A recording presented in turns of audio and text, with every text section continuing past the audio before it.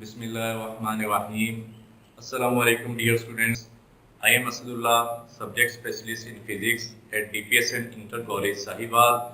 I welcome you all to our digital classes. Let's start our today's lesson. Learning objectives. Students will be able to understand about parallel forces, like and unlike parallel forces, addition of forces, and head to tail rule. Topic को start करने से पहले previous knowledge की बात कर लेते हैं, यानी उन टर्म्स को रिकॉल कर लेते हैं जो इस टॉपिक में इस्तेमाल होंगी। तो सबसे पहले force. A force is a push or pull upon an object resulting from the object's interaction with another object. जब एक ऑब्जेक्ट दूसरे ऑब्जेक्ट के साथ इंटरेक्ट करेगा तो उनकी इंटरेक्शन के नतीजे में एक ऑब्जेक्ट पे पुश या पुल लगेगी। वो पुश या पुल फोर्स की फॉर्म में होगी। यहाँ पे आप देख रहे हैं कि एक आदमी और बॉक्स के दरमियान इंटरेक्शन हुई। उस इंटरेक्शन के नतीजे में इस बॉक्स पे पुश लग रही है। ये आदमी इस बॉक्स को पुश करने के लिए फोर्स का इस्तेमाल कर रहा है। वो फोर्स एक्चुअल में क्या है? पुश है। यहाँ पे आप देख रहे हैं कि आदमी इस बॉक्स को पुल कर रहा है, यानी दोनों के दरमियान इंटरेक्शन हो रही है। उस इंटरेक्शन के नतीजे में आदमी इस बॉक्स पे फोर्स लगा रहा है। वो फोर्स पुल की फॉर्म में होगी। तो फोर्स एक्चुअल में क्या है? पुश या पुल है, जो दो ऑब्जेक्ट्स के इंटरेक्शन के नतीजे में प्रोड्यूस होती है। और इसी पुश और पुल के नतीजे में रेस्ट पे पड़ी हुई बॉडी मूव करना शुरू हो जाती है, या मूव करती हुई बॉडी रेस्ट पे आ जाती है। फोर्स की डेफिनेशन में हमने पढ़ा था कि फोर्स किसी रेस्ट में पड़ी हुई बॉडी को मूव करवाती है, या मूविंग बॉडी को स्टॉप करती है, या उसकी डायरेक्शन चेंज करती है। यहाँ पे आप देख रहे हैं कि एक बॉक्स और टेबल के दरमियान इंटरेक्शन हुई, यानी बॉक्स टेबल के ऊपर पड़ा हुआ है और उसके नतीजे में फोर्सेस जनरेट हो रही हैं। वो फोर्सेस पुश या पुल की फॉर्म में होंगी। बॉक्स का वेट डाउनवर्ड एक्ट कर रहा है, यानी ग्रेविटी की फोर्स इस बॉक्स को नीचे की तरफ पुल कर रही है, और इस टेबल की सरफेस की तरफ से इस बॉक्स के ऊपर वर्टिकल या अपवर्ड एक फोर्स लग रही है, जिसे नॉर्मल की फोर्स कहते हैं। यानी सरफेस की तरफ से जो फोर्स लग रही है वो इस बॉक्स को ऊपर की तरफ पुश कर रही है, और जो फ्रिक्शन की फोर्स होगी वो इस बॉक्स को पीछे की तरफ पुश करेगी। Next, force of tension. The tension force is defined as the force exerted by a string, rope or wire when it is subjected to pull is called tension. जब भी किसी रोप की मदद से हम किसी सब्जेक्ट को हैंग करेंगे तो उस सब्जेक्ट के वेट की वजह से रस्सी के अंदर एक फोर्स प्रोड्यूस होगी जो उस ऑब्जेक्ट पे ऊपर की तरफ लग रही होगी। तो उस ऑब्जेक्ट के वेट की वजह से जो रस्सी के ऊपर अपवर्ड डायरेक्शन में एक फोर्स प्रोड्यूस हो रही है उसको नाम देते हैं फोर्स ऑफ टेंशन का। Next, scalars. A physical quantity which can be completely described by its magnitude is called a scalar. कोई भी फिजिकल क्वांटिटी जिसे completely समझने के लिए, डिस्क्राइब करने के लिए हमें उसकी मैग्नीट्यूड की ज़रूरत होती है, उस फिजिकल क्वांटिटी को नाम देते हैं स्केलर का। मिसाल के तौर पे मैस, लेंथ, टाइम एक्स्ट्रा, इन तीनों स्केलर क्वांटिटीज़ को मुकम्मल डिस्क्राइब करने के लिए हमें सिर्फ इनकी मैग्नीट्यूड चाहिए, क्योंकि स्केलर डायरेक्शन लेस होते हैं तो स्केलर में हमें सिर्फ मैग्नीट्यूड की ज़रूरत होती है। Next, vectors. A physical quantity which can be described completely by its magnitude and direction is called a vector. ऐसी फिजिकल क्वांटिटी जिसे कंप्लीटली डिस्क्राइब करने के लिए मैग्नीट्यूड के साथ साथ डायरेक्शन की भी ज़रूरत होती है, उसे नाम देते हैं वेक्टर्स का। मिसाल के तौर पे force, displacement, torque, velocity extra, जो भी वेक्टर क्वांटिटी होगी अगर हमें उसकी मैग्नीट्यूड पता है तो हमें उसके साथ साथ उसकी डायरेक्शन को भी बयान करना होता है। डायरेक्शन के बगैर कोई भी वेक्टर क्वांटिटी कंप्लीटली डिस्क्राइब नहीं हो सकती। Next, weight. Weight of a body is the force equal to the force with which earth attracts it. हम जानते हैं कि ज़मीन हर ऑब्जेक्ट को अपनी तरफ अट्रैक्ट करती है। किसी ऑब्जेक्ट को कम फोर्स के साथ अट्रैक्ट करती है और किसी ऑब्जेक्ट को ज़्यादा फोर्स के साथ। जिस किसी ऑब्जेक्ट को ज़्यादा फोर्स के साथ अट्रैक्ट करेगी उस ऑब्जेक्ट का वेट उतना ही ज़्यादा होगा। जिस किसी ऑब्जेक्ट को कम फोर्स के साथ अट्रैक्ट करेगी उस ऑब्जेक्ट का वेट उतना ही कम होगा। नेक्स्ट हमारा टॉपिक है parallel forces. Parallel forces are the forces which lie in the same plane and have lines of action that never intersect each other. Two forces that are parallel can either be in the same direction or in the opposite direction. तो पहले देखते हैं कि parallel होना क्या होता है। आपने देखा होगा कि रेल की पटड़ी होती है, दो पटड़ियाँ होती हैं, वो साइड बाय साइड लाई कर रही होती हैं, यानी एक दूसरे के साथ साथ लाई कर रही होती हैं और वो एक दूसरे के साथ इंटरसेक्ट नहीं कर रही होती। तो जो बॉडीज साइड बाय साइड लाई कर रही होंगी वो एक दूसरे के साथ पैरेलल मौजूद होंगी। तो पैरेलल फोर्सेस के लिए कंडीशन क्या है कि वो सेम प्लेन में लाई करती हैं और उनकी लाइंस ऑफ एक्शन होती हैं। तो प्लेन क्या होता है? प्लेन एक 2 डायमेंशनल सरफेस होती है। जिस तरह आपकी नोटबुक का कागज़ है वो एक सरफेस है, उस सरफेस की लेंथ भी है और उसकी विड्थ भी है, यानी वो कागज़ 2 डायमेंशनल है, एक डायमेंशन लेंथ की और दूसरी विड्थ की। इस तरह वो 2 डायमेंशनल सरफेस क्या कहलाती है? प्लेन कहलाती है। एक कंडीशन हो गई कि पैरेलल फोर्सेस सेम प्लेन पे लाई करनी चाहिए और दूसरा उनकी लाइंस ऑफ एक्शन होनी चाहिए। यहाँ पे आप देख रहे हैं कि एक बैग के अंदर एप्पल्स मौजूद हैं।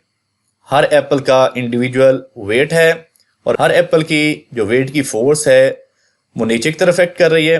हर एप्पल की जो फोर्स है उसकी कुछ ना कुछ लाइन ऑफ एक्शन है। जिस लाइन के अलॉन्ग ये फोर्स एक्ट कर रही है उसका नाम देते हैं लाइन ऑफ एक्शन का।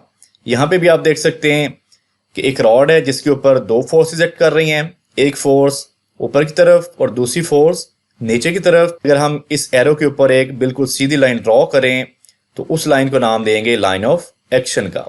यहाँ पे भी इस एरो के ऊपर एक लाइन ड्रॉ कर दें तो इस लाइन के अलॉन्ग ये फोर्स एक्ट कर रही है, तो उस लाइन को नाम देंगे लाइन ऑफ एक्शन का। और यहाँ पे भी आप देख रहे हैं कि हर एप्पल की लाइन ऑफ एक्शन है that never intersect each other. और ये जो लाइन ऑफ एक्शन है ये एक दूसरे के साथ इंटरसेक्ट नहीं करती। हर एप्पल के वेट की जो लाइन ऑफ एक्शन है वो एक दूसरे के साथ इंटरसेक्ट नहीं कर रही। इंटरसेक्ट करने का मतलब क्या है?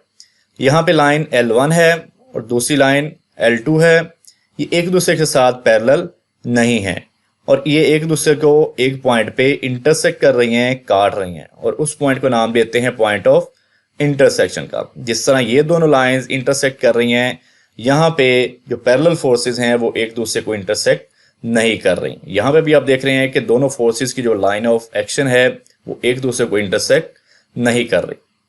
2 forces that are parallel can either be in the same direction or in the opposite direction.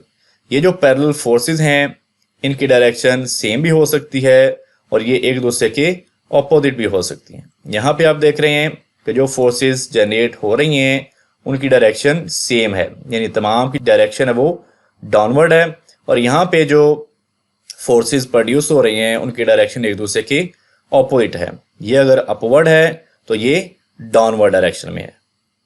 Next, like parallel forces. Like parallel forces are the forces that are parallel to each other and have the same direction. Like parallel forces ऐसी forces होती हैं जो एक दूसरे के parallel होती हैं और उनकी direction same होती है। यहाँ पे आप देख रहे हैं कि बैग के अंदर एप्पल्स मौजूद हैं। हर एप्पल का कुछ ना कुछ वेट है और तमाम एप्पल्स के वेट की फोर्स डाउनवर्ड डायरेक्शन में एक्ट कर रही है, यानी तमाम की डायरेक्शन सेम है। तो इस तरह की फोर्सेस को नाम देंगे लाइक पैरेलल फोर्सेस का। Figure 4.3 shows a bag with apple in it. The weight of each apple acts downward. Bag के अंदर एप्पल्स मौजूद हैं, हर एप्पल का वेट डाउनवर्ड एक्ट कर रहा है। The weight of the bag is due to the weight of all the apples in it. जो बैग का ओवरऑल वेट है वो इन तमाम एप्पल्स के वेट के सम के इक्वल है। Since the weight of every apple in the bag is the force of gravity acting on it vertically downwards, therefore weight of apples are the parallel forces. हम जानते हैं कि किसी ऑब्जेक्ट का वेट उस पर लगने वाली फोर्स ऑफ ग्रेविटी है, और फोर्स ऑफ ग्रेविटी क्या है, डाउनवर्ड डायरेक्शन में एक्ट कर रही है, और तमाम फोर्सेस एक दूसरे के पैरेलल हैं, तो इनको नाम देंगे पैरेलल फोर्सेस का.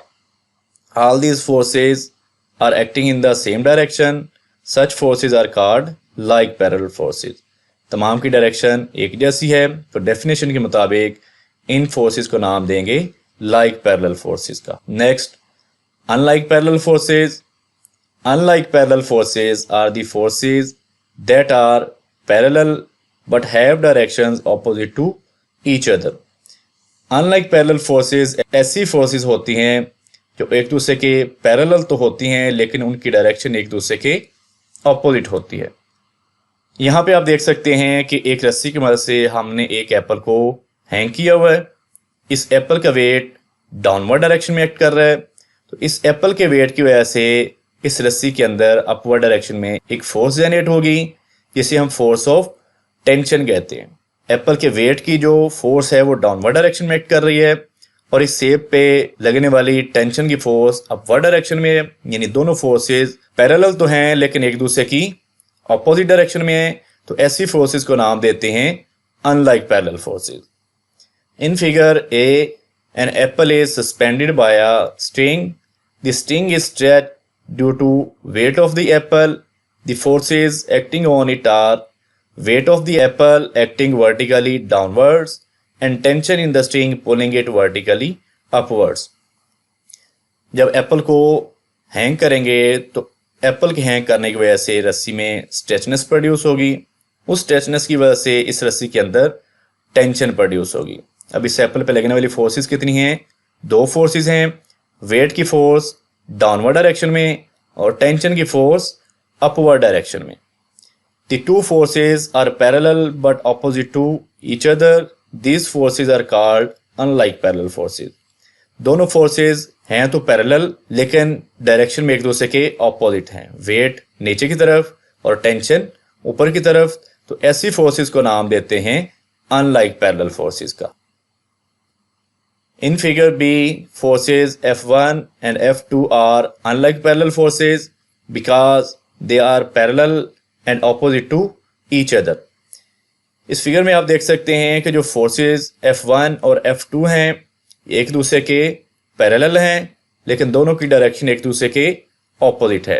F1 अपवर्ड डायरेक्शन में एक्ट कर रही है और F2 डाउनवर्ड डायरेक्शन में एक्ट कर रही है.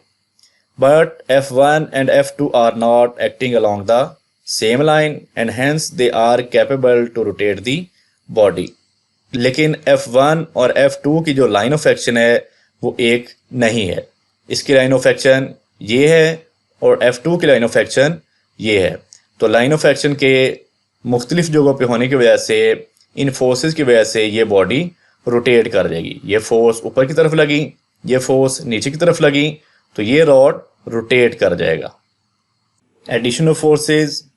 Force is a vector quantity. It has both magnitude and direction. Therefore, forces are not added by ordinary arithmetic rules. When forces are added, we get a resultant force. हम जानते हैं कि force एक vector quantity है और vector quantity को completely describe करने के लिए मैग्नीट्यूड के साथ साथ डायरेक्शन भी चाहिए होती है. तो जब हम दो या दो से ज़्यादा फोर्सेस को ऐड करते हैं तो हम उनकी एडिशन के लिए सिंपल अरिथमेटिक रूल्स को इस्तेमाल नहीं करते. जिस तरह हम स्केलर्स को ऐड करते हुए सिंपल अरिथमेटिक रूल यूज़ करते हैं. यानी दो क्वांटिटीज़ हैं, एक बॉडी का मास 10 kg और दूसरी बॉडी का मास भी 10 kg. इनकी एडिशन करते हुए हमें डायरेक्शन से कोई गर्ज नहीं होती क्योंकि बॉडीज़ का मास स्केलर क्वांटिटीज़ होती हैं. तो जब इनको ऐड करेंगे तो हमें 20 kg मिल जाएगा. लेकिन फोर्सेस को ऐड करने के लिए हमें डायरेक्शन का भी खास ख्याल रखना पड़ता है. तो जब फोर्सेस को ऐड करते हैं तो फोर्सेस की एडिशन के नतीजे में फोर्स हासिल होती है उसे हम रिजल्टेंट फोर्स का नाम देते हैं. यहाँ पे आप देख रहे हैं एक बॉडी है जिसके ऊपर दो फोर्सेस लग रही हैं, 20 न्यूटन राइटवर्ड डायरेक्शन में और 10 न्यूटन राइटवर्ड डायरेक्शन में. दोनों की डायरेक्शन सेम है. तो जब इन दोनों फोर्सेस को ऐड करेंगे तो ऐड करने के नतीजे में हमें रिजल्टेंट फोर्स हासिल होगी जो कि 30 न्यूटन की होगी। यहाँ पे आप देख रहे हैं कि 40 न्यूटन की फोर्स राइटवर्ड डायरेक्शन में और 20 न्यूटन की फोर्स लेफ्टवर्ड डायरेक्शन में। दोनों की डायरेक्शन एक दूसरे के ऑपोजिट है, तो अब 40 में से 20 माइनस हो जाएगा, तो रिजल्टेंट फोर्स हमें कितनी हासिल होगी? 20 न्यूटन। यहाँ पे क्या है कि राइटवर्ड डायरेक्शन में 25 न्यूटन की फोर्स लग रही है और लेफ्टवर्ड डायरेक्शन में भी 25 न्यूटन की फोर्स लग रही है। दोनों फोर्सेस की डायरेक्शन एक दूसरे की ऑपोजिट है, तो 25 में से 25 निकालेंगे तो रिजल्टेंट कितना मिल जाएगा? 0। यानी इस बॉडी पे जो रिजल्टेंट फोर्स होगी वो 0 होगी। नेक्स्ट, रिजल्टेंट फोर्स क्या होती है? A resultant force is a single force that has the same effect as the combined effect of all the forces to be added. Resultant force एक single force होती है, जितना इफेक्ट जमा की गई तमाम फोर्सेस का होता है उतना ही इफेक्ट इस हासिल हुई रिजल्टेंट फोर्स का होता है। यहाँ पे आप देख रहे हैं एक फोर्स वेक्टर A है, दूसरा फोर्स वेक्टर B है। जब हम इन दोनों को ऐड करेंगे तो ऐड करने के नतीजे में हमें रिजल्टेंट फोर्स मिलेगी। जो इफेक्ट इन दोनों का है वही इफेक्ट इस रिजल्टेंट फोर्स में हासिल होगा। यानी जितना जितना इफेक्ट ए का है, जितना इफेक्ट बी का है, दोनों का इफेक्ट कंबाइन होके रिजल्टेंट के इक्वल होगा। यहाँ पे आप देख रहे हैं एक वेक्टर ए है, दूसरा बी है, यानी एक फोर्स ए, दूसरी फोर्स बी। जब इन दोनों को ऐड करेंगे तो ऐड करने के नतीजे में हमें एक रिजल्टेंट मिलेगा जिसे हमने ए वेक्टर प्लस बी वेक्टर से रिप्रेजेंट किया हुआ है। तो जितना इफेक्ट ए का और जितना इफेक्ट बी का होगा, इन दोनों के सम के नतीजे में जो रिजल्टेंट हासिल होगा उनका इफेक्ट ए और बी के इक्वल होगा। One of the methods for the addition of the forces is a graphical method. Forces को ऐड करने के लिए एक मेथड है जिसे हम ग्राफिकल मेथड कहते हैं। In this method, forces can be added by head-to-tail rule of vector addition. Forces को ऐड करने के लिए एक ग्राफिकल मेथड है। वो ग्राफिकल मेथड कौन सा है? head-to-tail rule. Head-to-tail rule क्या है? The head-to-tail rule method of adding vectors involves drawing the first vector and then placing the tail of each subsequent vector at the head of the previous vector. The resultant vector is then drawn from the tail of the first vector to the head of the final vector. सबसे पहले first vector choose किया जिसे हमने ए से represent किया है, तो next जो वेक्टर ड्रॉ करेंगे वो इस तरह ड्रॉ करेंगे कि नेक्स्ट आने वाले वेक्टर की टेल फर्स्ट वेक्टर के हेड के साथ कोइंसाइड कर रही होगी। और जब हम इनके सम के नतीजे में रिजल्टेंट वेक्टर ड्रॉ करेंगे तो वो रिजल्टेंट कैसे ड्रॉ करेंगे कि रिजल्टेंट वेक्टर की टेल फर्स्ट वेक्टर की टेल के साथ कोइंसाइड कर रही होगी और इस रिजल्टेंट वेक्टर का हेड एंड वाले वेक्टर के हेड के साथ कोइंसाइड कर रहा होगा। Figure 4.5 shows a graphical method of vector addition. First, select a suitable scale. Graphical method की मदद से जब हमने वेक्टर्स को ऐड करना होता है तो first step suitable scale choose करना होता है। अगर हम फोर्स की बात करें तो हर फोर्स की मैग्नीट्यूड एक दूसरे से डिफरेंट होती है और जब हम फोर्स का वेक्टर ड्रॉ करते हैं तो उनकी मैग्नीट्यूड के मुताबिक ड्रॉ करते हैं। किसी की मैग्नीट्यूड ज्यादा होगी तो जो उस वेक्टर की लेंथ होगी वो भी ज्यादा होगी। जिस फोर्स की मैग्नीट्यूड कम होगी उस फोर्स के वेक्टर की लेंथ भी कम होगी। अगर हम स्केल सेट कर लेते हैं कि स्केल के ऊपर 1 सेंटीमीटर 2 न्यूटन को शो करेगा, तो जो फोर्स 2 न्यूटन की होगी उसका जो वेक्टर होगा उसकी लेंथ 1 सेंटीमीटर होगा और जो फोर्स 4 न्यूटन की होगी जब हम उसका वेक्टर ड्रॉ करेंगे तो उस वेक्टर की लेंथ 2 सेंटीमीटर होगी। इस तरह हम स्केल सेट करके वेक्टर्स की लेंथ को ड्रॉ करते रहते हैं। Then draw the vectors of all the forces according to the scale such as vector A and B. जिस तरह हमने स्केल की मदद से वेक्टर ए और वेक्टर बी को ड्रॉ किया, इन दोनों की मैग्नीट्यूड के मुताबिक स्केल की मदद से हमने इनको ड्रॉ कर दिया। Take any one of the vectors as first vector A, then draw next vector b such that its tail coincide with the head of the first vector. जब हमने इनको हेड टू टेल रूल की मदद से add करना है तो किस तरह करना है कि पहले वेक्टर ए आ गया जिसको हमने फर्स्ट वेक्टर कहा, और दूसरा वेक्टर जिसे हमने बी कहा वो किस तरह ड्रॉ करेंगे कि दूसरे वेक्टर बी की टेल फर्स्ट वेक्टर ए के हेड के साथ कोइंसाइड करेगी।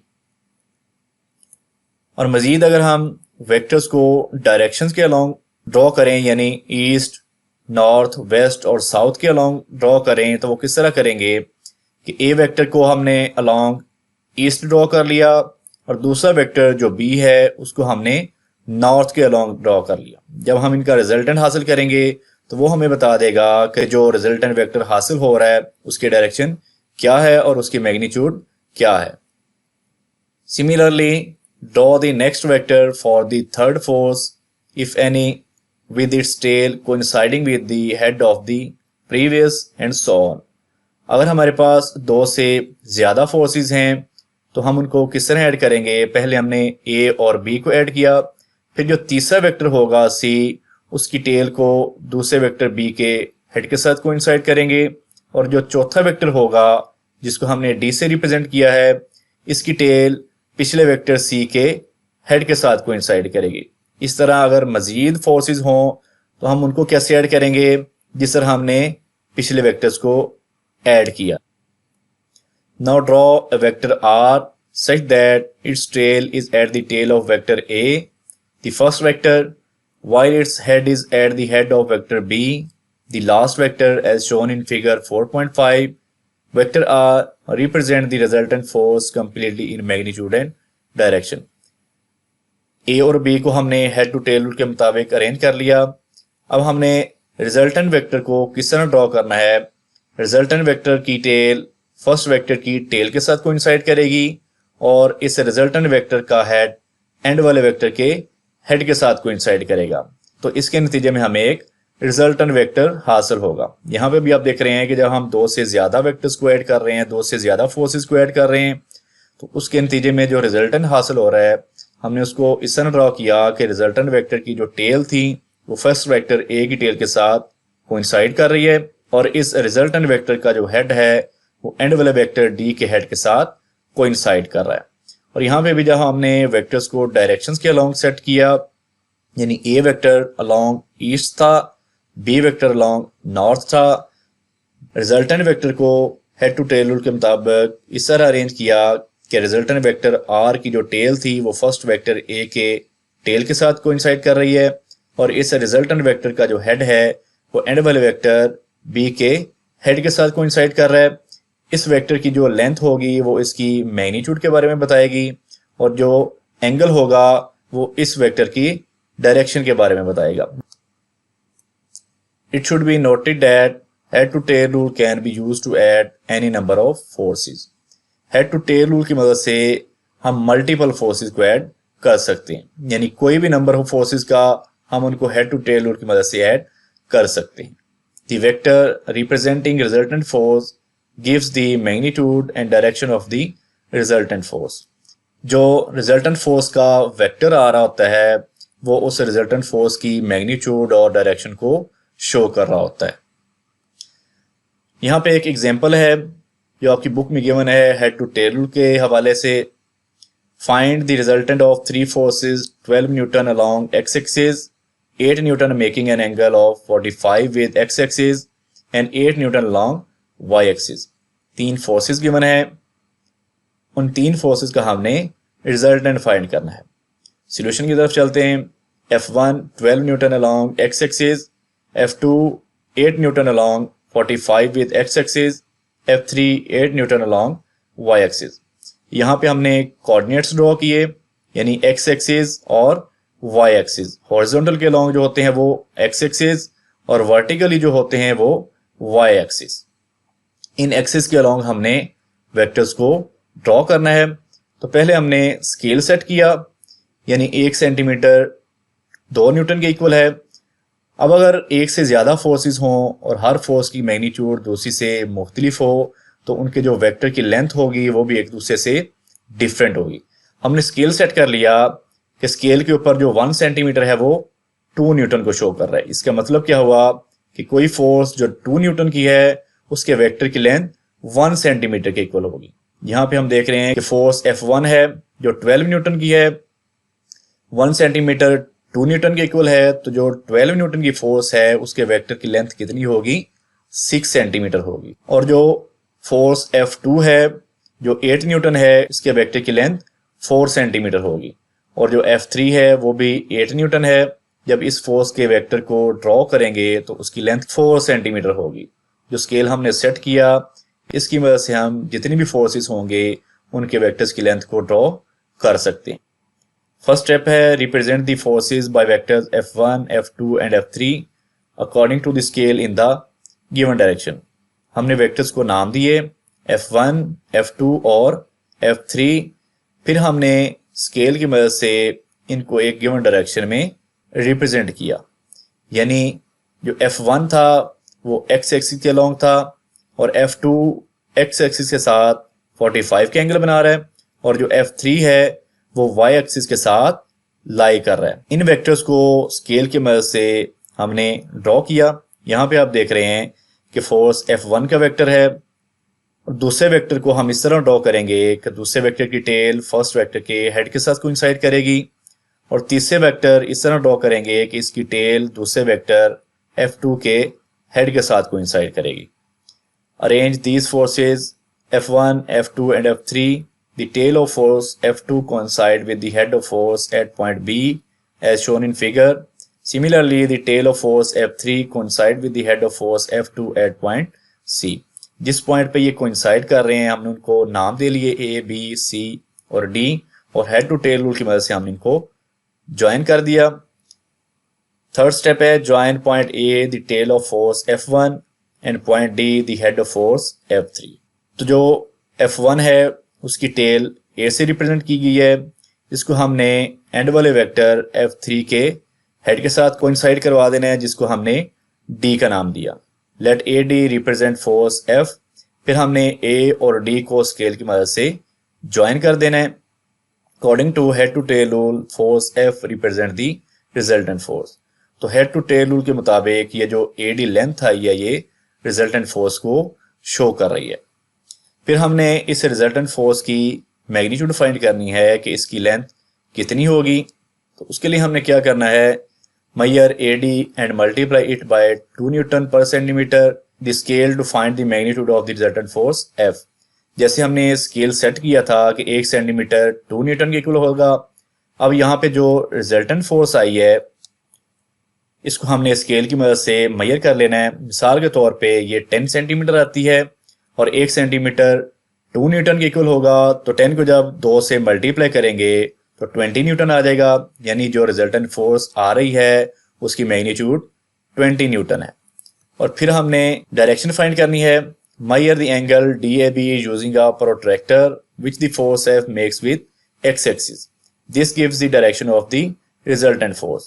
फिर हमने यहाँ पे प्रोट्रैक्टर की मदद से एंगल फाइंड करना है कि ये जो रिजल्टेंट फोर्स का वेक्टर है ये x एक्सिस के साथ कितना एंगल बना रहा है। तो यहाँ पे हम देख रहे हैं कि ये x एक्सिस के साथ 37 के एंगल बना रहा है। मैग्नीट्यूड भी आ गई और एंगल भी आ गया जो डायरेक्शन को रिप्रेजेंट कर रहा है।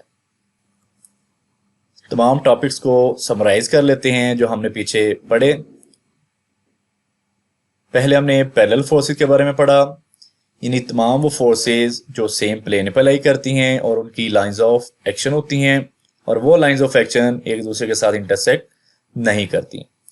और वो जो पैरेलल फोर्सेस होती हैं उनकी डायरेक्शन सेम भी हो सकती है और उनकी डायरेक्शन एक दूसरे के ऑपोजिट भी हो सकती है। फिर हमने लाइक और अनलाइक पैरेलल फोर्सेस के बारे में पढ़ा। लाइक पैरेलल फोर्सेस ऐसी फोर्सेस होती हैं जो एक दूसरे के पैरेलल होती हैं और उनकी डायरेक्शन भी सेम होती है। एग्जाम्पल में एप्पल वाली एग्जाम्पल हमने देखी कि बैग के अंदर एप्पल्स मौजूद हैं। हर एप्पल का वेट नीचे की तरफ एक्ट कर रहा है। ये तमाम फोर्सेस एक दूसरे के पैरेलल हैं और उनकी तमाम की डायरेक्शन भी एक ही है। और फिर अनलाइक पैरेलल फोर्सेस ऐसी फोर्सेस जो एक दूसरे के पैरेलल होती हैं लेकिन उनकी डायरेक्शन एक दूसरे के ऑपोजिट होती है। रस्सी के साथ एप्पल को हमने हैंग किया। एप्पल का वेट नीचे की तरफ एक्ट कर रहा है। एप्पल के वेट की वजह से रस्सी के अंदर टेंशन की फोर्स प्रोड्यूस होती है जो कि अपवर्ड डायरेक्शन में होती है। वेट की फोर्स और टेंशन की फोर्स आपस में पैरेलल होती हैं लेकिन उनकी डायरेक्शन एक दूसरे के ऑपोजिट होती है, तो ऐसी फोर्सेस को अनलाइक पैरेलल फोर्सेस कहते हैं। फिर हमने फोर्सेस की एडिशन के बारे में पढ़ा कि फोर्सेस को हम सिंपल अरिथमेटिक रूल्स की मदद से ऐड नहीं कर सकते, क्योंकि फोर्स वेक्टर क्वांटिटी है। वेक्टर क्वांटिटी को हम मैग्नीट्यूड और डायरेक्शन दोनों से रिप्रेजेंट करते हैं। तो फोर्सेस को ऐड करने के लिए हमने एक ग्राफिकल मेथड पढ़ा। उस ग्राफिकल मेथड को हेड टू टेल रूल कहते हैं। हेड टू टेल रूल की मदद से हम वेक्टर को इस तरह ड्रॉ करते हैं कि फर्स्ट वेक्टर का हेड दूसरे वेक्टर की टेल के साथ कोइंसाइड करता है, और जब इन दोनों का हम सम निकालेंगे तो सम के नतीजे में रिजल्टेंट वेक्टर हासिल होगा। उस रिजल्टेंट वेक्टर को किस तरह ड्रॉ करेंगे कि रिजल्टेंट वेक्टर की जो टेल होगी फर्स्ट वेक्टर की टेल के साथ कोइंसाइड करेगी, और रिजल्टेंट वेक्टर का जो हेड होगा वो एंड वाले वेक्टर के हेड के साथ कोइंसाइड करेगा। और हेड टू टेल रूल की मदद से हम एनी नंबर ऑफ फोर्सेस को ऐड कर सकते हैं, यानी मल्टीपल नंबर ऑफ फोर्सेस हों तो हम उनको हेड टू टेल रूल की मदद से ऐड कर सकते हैं। होम असाइनमेंट के तौर पे आपको एमसीक्यूज गिवन है। फर्स्ट एमसीक्यू है the forces that are parallel to each other and have the same direction are called. First option positive forces, B option like parallel forces, C option negative forces, D option unlike parallel forces. Second MCQ है in the graphical method for the addition of forces are added by first option Cramer rule, B option 2 and 4 rule, C option head to tail rule, D option fraction rule. Third MCQ है the sum of 2 or more forces is called। First option resultant force, B option unlike parallel force, C option positive force, D option like parallel force. Fourth MCQ है the number of forces that can be added by head to tail rule। First option 2, second option 3, third option 4 और fourth option any number।